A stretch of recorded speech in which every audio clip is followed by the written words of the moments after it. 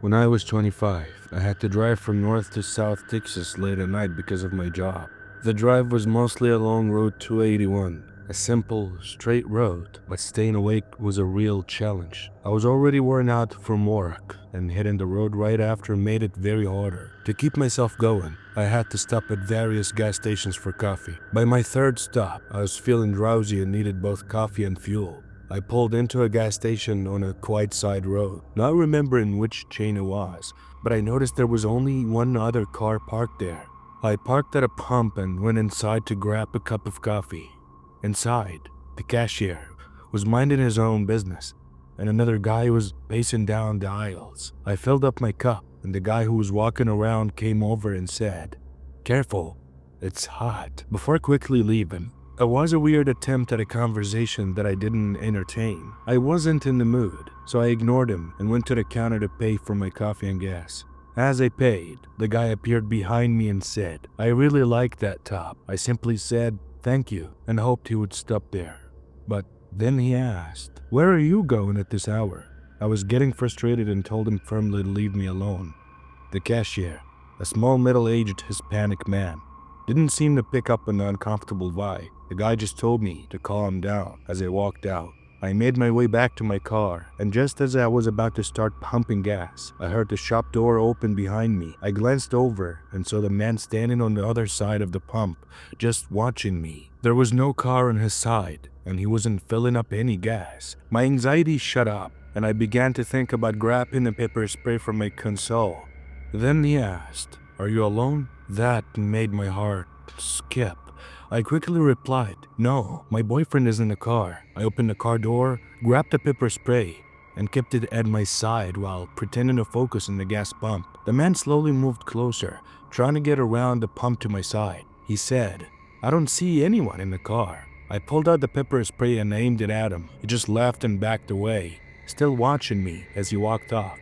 I finished filling up my tank, but just as I was about to leave, the gas pump clicked off. My tank was full. I had some change left to get, so I had to get back inside. The guy was standing in between the shop and my car. I decided I had to go inside to get my change, still keeping a pepper spray aimed at him. He continued to back off, still laughing. Once I was safely inside, I told the cashier that the man was making me uncomfortable, but it seemed like he didn't really understand the situation. As I looked out the door before leaving, I didn't see the man. I felt uneasy and checked the parking lot carefully, afraid he might be hiding. After a few moments, I saw a pickup truck pull in and a large man with a beard got out. I asked for help and asked if he could check around my car. He agreed, went to the other side and yelled, "What are you doing?" The creepy man immediately ran up into the dark. The man in the truck told me to be careful, and I wasted no time getting out of there. As I drove off, I couldn't shake the feeling that the guy had been waiting for the moment I unlocked my car doors. The thought of it was deeply unsettling. This happened in the mid-1960s in the Atlanta area when I was around 8 or 9 years old. My father was a teacher at a school located in a suburb far from our home, and I went to the same school, so I rode with him every day. We had to get up very early, well before sunrise, and part of our routine included stopping for a gas at a small independent gas station a few times a week. We usually arrived right after the station opened, and we were often the only car there. Back then, everything was full service. An attendant would come out to pump the gas, wash your windows, and take care of other tasks. He always carried cash and coins, counting them out of a device on his belt. There were also small restrooms behind the pumps, which I would sometimes use during these stops, as the drive was long. One morning, we arrived as usual before dawn, only to find the station completely deserted. It was dead silent, with just the sounds of traffic passing by. There was no sign of the attendant anywhere, either in the booth or around the station. My father honked the horn a few times, but there was no response. We started discussing what might have happened. My father thought the attendant might be in the bathroom, but after waiting for a while and still not seeing him, he suggested that maybe the attendant had car trouble and couldn't make it to work. After waiting a bit longer with no cars pulling in, I told my father I needed to use the restroom, but he said he wouldn't wait any longer and we'd stop at the next station. So we left, still wondering what was going on. A couple of days later, my father was reading the local newspaper when he suddenly exclaimed in shock. He told my mother and me about an article that said the body of a gas station attendant had been discovered, stabbed multiple times and left in the men's bathroom of the same station we always stopped at. The article mentioned that robbery seemed to be the motive, as all the money and coins had been taken, while the total amount of cash taken early in the morning wasn't likely much. It didn't stop the killer from acting. I've often wondered how I would have felt if I had insisted on using the bathroom at that station and had discovered the body of the murdered attendant. After that, we never went to the gas station again.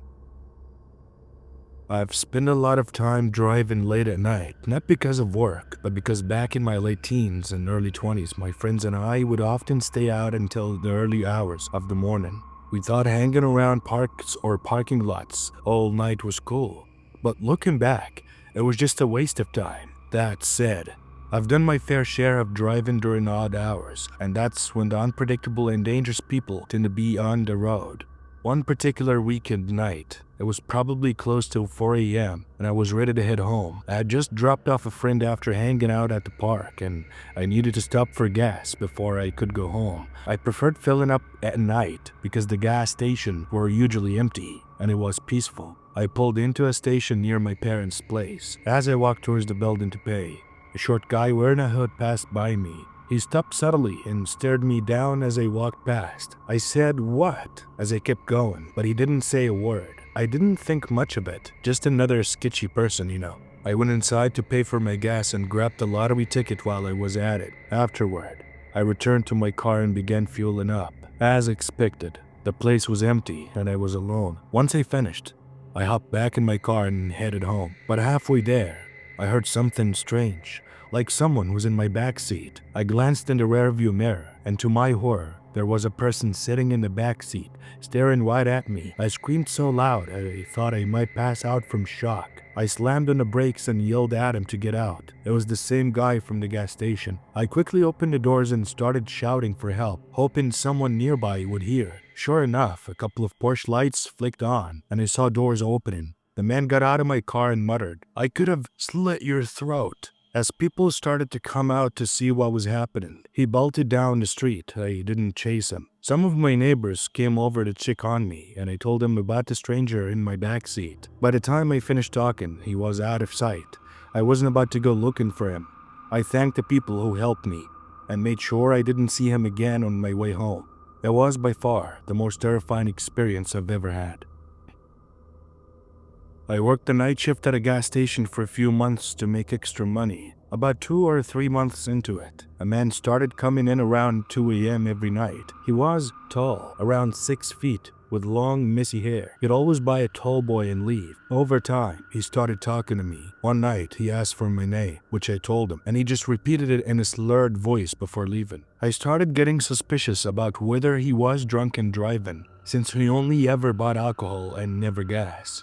Some nights, he would stagger in, sometimes more drunk than others, and just stare at the walls while leaning on shelves. He'd always greet me with a "Hey, Rob," and I didn't know what to make of it. After a while, I decided to ask for his name. He hesitated and then said Bob. It seemed like a fake name, probably the first one that came to his mind because it rhymed with mine. I asked what he did for work and he laughed loudly, telling me the government had screwed him out of his job. He was clearly drunk, but then he said something unsettling. He said that he likes me because I seemed like I know what I was doing. He didn't say much more and left, but that comment stuck with me. I didn't see him for over a week, which was strange given he had been a regular. But then, on a stormy night, he showed up again. This time, he was completely soaked, like he'd walked through the rain without protection. His hair was dripping, and he stood in the doorway, staring at the wall with an angry, vacant expression. Something was off about him. I asked if he was okay, but he didn't respond right away. Finally, he muttered that he had done something really bad. He wouldn't explain, only saying he needed somewhere to hide before walking towards the restrooms. I felt uneasy, but let it go, assuming he was just drunk and either passed out or went to the bathroom. Then, the power went out. The whole station was pitch black, and I was stuck alone with him. I grabbed a flashlight and went to check the circuit breaker. As I passed the restroom doors, I noticed they were slightly ajar, but Bob wasn't in either one. As I walked toward the back, I heard something strange, dripping water, and the squeak of wet shoes. My heart sank. I called out for Bob, but he didn't respond. The squeaking got louder and closer. When I shone my flashlight in the direction of the noise, I found him in a corner, looking completely unhinged, his eyes wide and manic. Before I could react, he lunged at me, screaming that he was going to kill me. I shoved him off and ran to the front of the store, grabbed my jacket, and rushed to my car. I called 911 and stayed on the phone until the police arrived. The officers found Bob in the back, curled up in a corner, acting like a wild animal. His pupils were enormous, and it was clear he was on something. He was arrested, and I explained everything, including the threat he'd made. A month later, I found out Bob's real name was Martin. He had brutally murdered his ex-wife, possibly the same night he came into the gas station. After that, I couldn't bring myself to work another night shift. And that's it for today's stories, guys. Before you leave, guys, make sure to subscribe to the channel to let me know that you were there and watched the whole video. And also, if you guys have similar stories, make sure to drop them down below in the comment section below. Until then, see you again.